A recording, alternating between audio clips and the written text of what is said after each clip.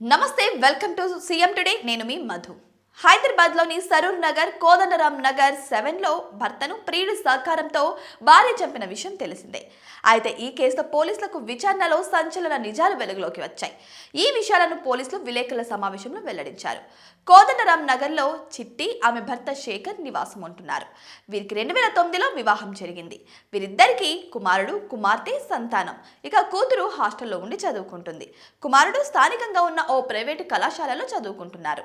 ఇక శేఖర్ చిట్టి వివాహం జరిగిన నాటి నుంచి అన్యోన్యంగానే ఉంటున్నారు. అయితే ఇటీవల హరీష్తో చిట్టికి ఏర్పడిన పరిచయం వివాహేతర సంబంధానికి దారితీసింది.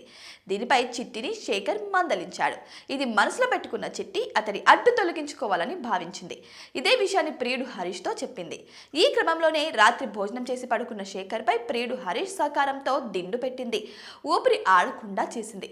అయితే శేఖర్ వారించడంతో హరీష్ పక్కకు పడ్డాడు. ఇక పక్కనే ఉన్న డంబెల్ సాయంతో భర్తను తలపై గట్టిగా కొట్టి చంపేసింది చిట్టి. భర్తను చంపుతున్నప్పుడు కుమారుడు చూడకూడదని అతన్ని ఆ రాత్రి వినాయకుడి మండపం దగ్గర పడుకోమని చెప్పింది చిట్టి. ఉదయం పోలీసులకు ఫోన్ చేసి తన భర్త రాత్రి ఎవరితోనో గొడవపడి వచ్చి పడుకున్నాడని, ఉదయం లేచి చూడగానే చనిపోయాడని చెప్పింది. ఆమె తీరు పట్ల పోలీసులకు అనుమానం రావడంతో విచారించారు. తన ప్రియుడు హరీష్తో కలిసి శేఖర్ను చంపినట్టు ఒప్పుకుంది చిట్టి. శేఖర్, చిట్టి స్వస్థలం నాగర్ కర్నూలు జిల్లా ఊరుకొండ మండలం మాదారంలో ఉంది. ఇక 2009లో వీరిద్దరికి వివాహం జరిగింది. బతుకు తెరువు కోసం వారిద్దరూ హైదరాబాద్ వచ్చారు. ఇక్కడే చిన్న చిన్న పనులు చేసుకుంటూ జీవిస్తున్నారు. వివాహేతర సంబంధం చివరికి వీరి జీవితాలను ఇలా తనిఖీలు చేసింది. ఇక చూసుకుంటే ప్రస్తుతం ఇటువంటి వివాహేతర సంబంధాలు నేటి కాలంలో ఎక్కువగా మారుతున్నాయి. ఈ వివాహేతర సంబంధాల ఆంక్షలో పడి చాలా మంది తమ భర్తలను లేకపోతే భార్యలను చంపే ప్రసక్తి నెలకొంది ప్రస్తుతం.